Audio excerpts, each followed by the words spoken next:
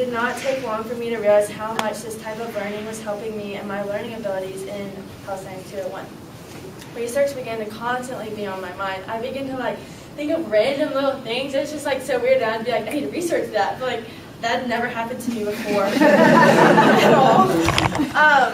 Research ideas and concepts began flooding both my conversations and my thoughts. For example, I was sitting in public health class the other day with Dr. Tay. It was before class though. And I noticed the majority of students were getting out their binders. And then I began to think about why the students prefer binders over folders and other school supplies. And it may seem like a silly question, but it's these types of questions that now pop in my head, and all I can think about is research. I've never known how to go about solving these types of questions or really thought about it, but this class has enabled me to discuss random ideas and problems like this one and learn how to research it and solve the answer. But on a personal level, not only has it influenced my learning, but it's also done way more than this. I value my education, but oftentimes I lack participation in class because I get nervous to speak up, to slow down the class atmosphere and make other students stop and wait on me. But this class, having an entirely different structure, has built my confidence to participate and really interact and learn to trust my peers and learn from them as well as them learn from me. And so by actually getting to know your peers before you go into class and before, as the semester goes on, you get to know them more. You interact with them on a daily basis. This practice makes you feel more comfortable in a classroom. And I lost my shyness. And this impacted not only this class, but my other classes. I saw myself getting more engaged in other classes and speaking out more and sparking more conversations and discussions in other classes. So these are two main things that really influenced my semester. I'm Harrison Goodis. I'm a junior from Atlanta, and our team name was DeFats. It stood for Furman Nights Against the Sweets, I think it was. I did not have a big role in naming our team.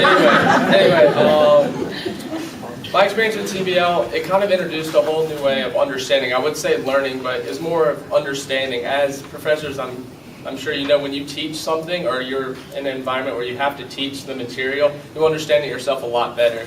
And so when you're doing these team quizzes, doing research projects, and you're, as Matt was saying, you're trying to be less abrasive, but you're kind of in the thick of it, arguing with your team over that this is the right answer. I cost my team so many points on the quiz because I thought I was right all the time. It's very much not.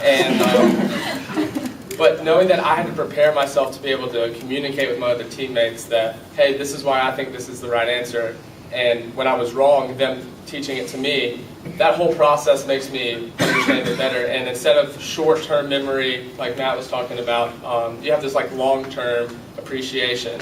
Some of the skills that I learned from our research project, how to research things online. My mom was diagnosed with an illness, and I was able to get on Medline. I was able to get on these different things and read about prognosis and read about the different treatments and stuff like that. And I thought I didn't even really notice myself doing it, but as I'm sitting here thinking, I was like, I've never really done that until I had research methods. And since a team is only as fast as its slowest member, me personally, I tend to like to take the lead role, but with this class, that's kind of impossible to do. If you remember the slide where it said percentage points and how the class is divided up, upwards of 70% of your grade is determined. You have a say in it and you do parts of it, but it's ultimately based on peer reviews. Your research project's 30%. There's the quizzes are 15%. There's a lot of your grade that's determined on things outside of yourself. And before, I had normally taken the lead on group projects and ended up doing most of the work myself, maybe because I didn't trust other people, maybe that I knew I would do a good job, but that's impossible. I was forced to be part of this delegation of these different projects and stuff like that. And initially I was kind of worried when you see on your syllabus you have a 30% part of your grade that I'm not going to be able to control all of. I'm not going to be able to write everything. It's kind of nerve-wracking, but I learned to be okay with this and learned to trust other people with group work. And just a final thought about TBL: as professors, if you guys are tired or tired of like 4 or 5 people running your class and like participating and stuff, this is a great way to like eliminate that, because everyone is forced to participate whether they want to or not. Like Lily was saying, like, getting rid of shyness and stuff, it really makes everyone kind of participate equally. So. I'm Dan Trinati, and I'm from New Jersey and part of the 7 Victoria's Secrets as well. At the beginning of the course, Dr. Slining said lifelong learning was the main goal for TBL, and not once did I buy into that for the first 2 class periods. But by the end of the semester, I actually really understood that I did take away very important life lessons from that class that actually I've seen myself use in 2 personal aspects that I've recently done this semester. And the first one actually has to be it pertains to my family farm, and just how the TBL has taught me to like critically analyze a bunch of different aspects, and you have to look at stuff not from like one perspective but from multiple different viewpoints. And so my farm is actually, today's April 3rd, so 3 days ago we had our 104th year anniversary of our farm. And way back when my mom was young, it was like a big working dairy farm. We had like 10,000 chickens and a bunch of different farm animals. And then once all my aunts and uncles went to college and got jobs, my grandparents couldn't take all care of all that by themselves. So now we just do hay, and it's just like every summer the whole family comes together and does hay, and it's all like free labor, but it's done by the family. And now we're running into a problem with another generation's coming up where we don't have anyone to even do hay anymore. So the farm for me is like a very sentimental value, because I've always grown up there and lived on the farm my whole life. And there's some aunts and uncles and cousins have never seen the farm before, or they've seen it, but like they don't really understand what it means like to me. And so it's kind of on me to persuade them on another way to why not sell a farm. And in doing so, I need to kind of figure out some type of thing to do. Like I've looked into solar energy, wind energy, bringing cows back on the farm for like a pasture. And solar energy at first sounded great, because when you read all the articles and stuff, it's all like mainly proponents of like solar energy. And through this class, I've been able to kind of do a lot of research and look at different aspects of the articles. And solar energy is not going to happen on our farm.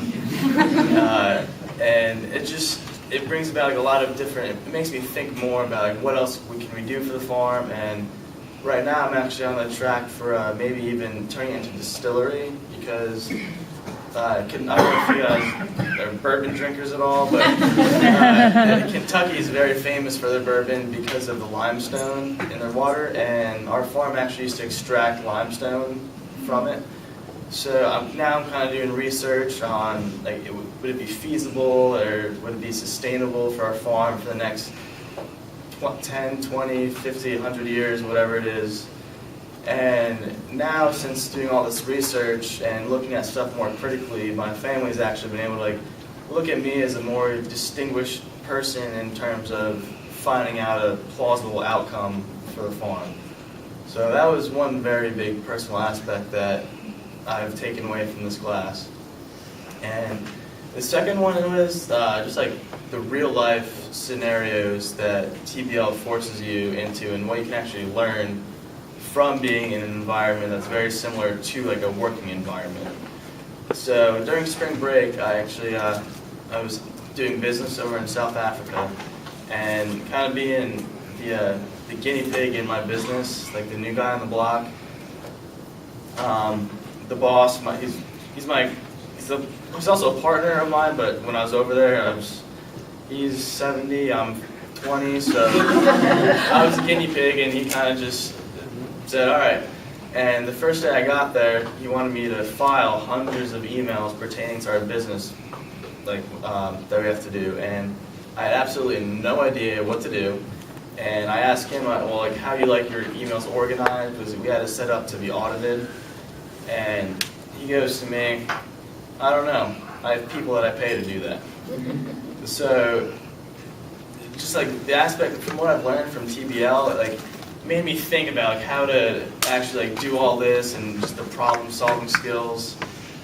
And in TBL, they said how we give professional feedback. And I was talking to my boss about, or my partner about this over there, how we give feedback. And we were talking about all the similarities between TBL and the real life aspects of the business that he ran. And I guess the biggest point I learned from that, and we give 3 professional feedbacks, and the only difference between TBL and the real world is that on the 3rd feedback, you're fired. But so it was kind of very eye-opening to me how similar TBL was to a real-life scenario, and that really actually helps me just like when I go out into the business world. From what I've learned from TBL and being accountable to everyone else in your group really made me just discover more about the business world and what I can carry over from what I've learned in this class. Thank you all so very much.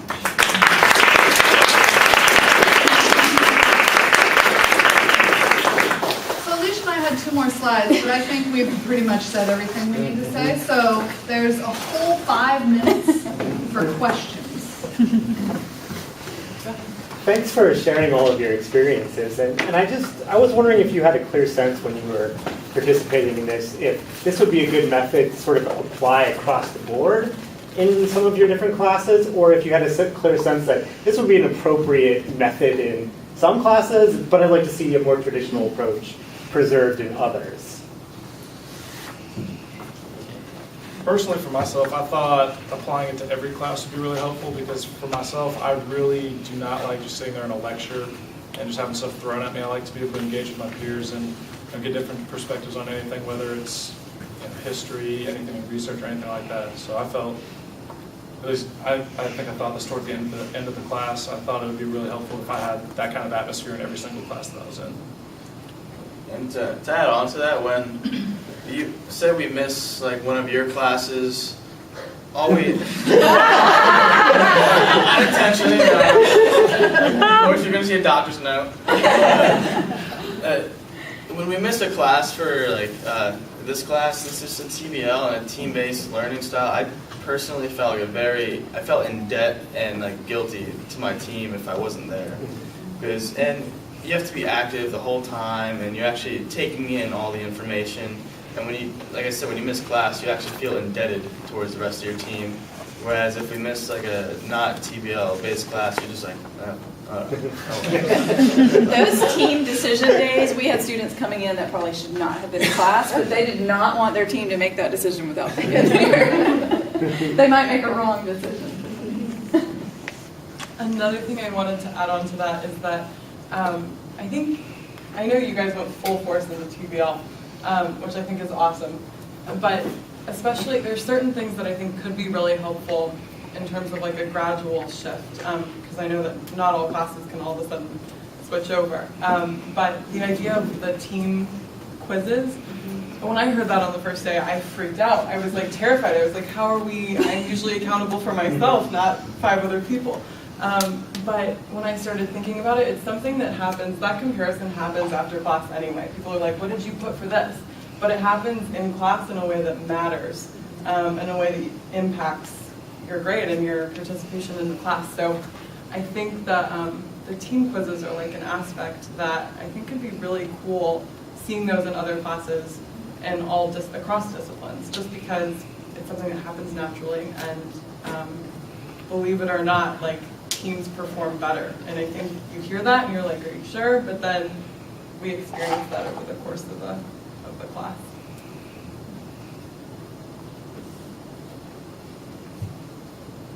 I have just a very practical question about those scratch-off cards. Did you make those or order them or what? Where did they come from? If you want to try it, we have some in detail that you can have, but after you try them for 2 or 3 semesters, then we usually say, now it's time for your department to help you out with the scratch-offs. And if you're interested, they're at epsteineducation.com, but I can give you some. I just quickly, inside the classroom there was this dynamics and you have a common goal. When you're outside, was there a competitive spirit like within the team where you're feeling like I'm doing more work than the other person? Or nobody's listening to me, I'm the quieter one, but I want them to listen to me. Is there anything like that? You guys, how did you deal with that? I can start on this one. I can say in the beginning there's a lot of that. When you're still trying to get to know your teammates and trying to get to know who's good at what exactly, it seems like you have a lot of people fighting to lead and you have a lot of people fighting to do as least as possible. But it's kind of something that you each kind of assume a role that's best for the team. And for me personally, I'm not a fantastic writer. I had to take like a lesser role on the writing aspect of our research proposal. It can feel like, oh, this person's writing the introduction while I'm writing this literary review, or I'm writing this part of the literary review and you're writing a conclusion. But at the end of the day, you kind of realize that you need each other's parts, no matter how big or how small, to do the best. And so initially, yes, there is kind of that feeling. We did, I'm not going to sell anybody out, but we did have a teammate who worked a lot less, but he was still part of our team, and we kind of just knew he had a lot of extracurriculars, that's what he was busy with, but he still contributed. It just felt like less, but we knew that like his parts were still necessary. And so instead of, if we were to call him out necessarily in an abrasive manner, we didn't want his part to suffer anymore. So we just did that by encouraging him, that like when we would meet together, all of us would kind of be in agreement that, you know, we need to keep doing better, and that includes everybody. So initially there is a little competitive spirit, but so much of your grade and effort is going to it. Everyone's kind of getting the same value out of it. It's hard to be competitive.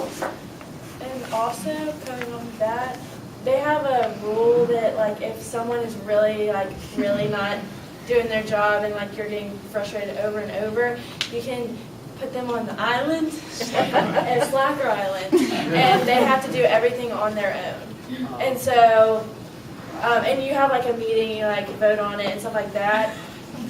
So no, that didn't happen in our class, and that's kind of a motivation to really do your stuff outside of class, because you do not want to be writing a research proposal on your own.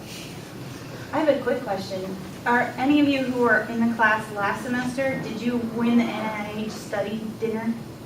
Last semester? My team did. Okay, I just wondered. We have some winners on the panel who are coming to my house for dinner tonight. Oh, good. I just didn't know if they want to be acknowledged as winners as well. Wonderful, yes. Okay, thank you. I wasn't quite sure about it. Is there peer evaluation, and how does that work out in terms of, do you give higher evaluation for effort? How do you come up with the peer evaluation? Why don't you describe the professionalism feedback, because we didn't get to do that too much, if you want to describe that process. Well, we did it how many times? 3 times? 3 times throughout the semester, and it's like a grade, and they have it divided into categories like preparation, contribution, respect for others, and I forgot the last section. And you write, I know I just did it like the other day, and you write like a paragraph for each of your group members along with yourself and your teacher. And you grade them like 1 out of 10 for each category. And then you send them to the teacher, and she like takes off the name, and you get your feedback from other people, but you don't know who wrote it about you. So you get to read that and see what they see in you and what you need to improve yourself, and like how the semester goes on, you get to see how you progress or what areas you need to work on. So it's actually helpful.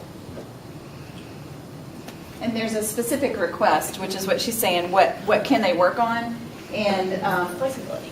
That's where Harrison, I recall reading some of those groups where there's a little bit of difficulty in functionality or group dynamics. They're able to address it, and it's anonymous. And they're able to not say, you're doing this bad, but why don't you try to do this? So we do a whole kind of activity on what is good professionalism feedback and trying to do the positive messaging and things of that nature at the very beginning of the semester. So, and we do take grades from these, but we've adapted a little bit of how we're doing that. Because of the everyone gets a 10 issue, So we've adapted how we incorporate their numeric ratings, but what's really, really valuable are the words they write. You can learn a lot about what's going on there. Well, just a question for you guys. So, if someone was to say, okay, maybe I want to try TBL or something like that, are you willing to share kind of a lot? I mean, it seems like there's a lot of forms and stuff that can easily transport across. Is that transparent enough that you guys could? Absolutely. Oh yeah, absolutely. And the TBL Collaborative, right now I have an individual account, but if there were enough people at Furman who are interested, we might be able to get an institutional account. These TBL people are crazy open. We got full materials from psych professors, econ professors who, I mean, it does take a good amount of work up front, Sure. but people who've done that work really want to share it with others. And we're we'd be working happy right to now, share we it. didn't get a chance to say this, we're working right now with some on-campus and off-campus technology gurus to develop an app, because access to materials, we use all paper materials right now, it's really frustrating for students when they're wanting to prepare for the midterm, or they're wanting to work a little bit on their research proposal, and all their materials are in our office locked overnight. So we're working on an app, and we'll be implementing the iPad initiative in the spring. So we're trying to get the app up and going before we get the iPads, so that it's the access to materials is much easier. And that app will be something that anybody who's doing TBL can use it, and we'll just populate it with our course information. So yeah, we're more than happy, because it took a lot of time. And, I mean, Diane worked, she said we met weekly, but she met with us. She did mention that. She has used this a lot and was super helpful to us in the process. So I'm sure she would do that for everyone.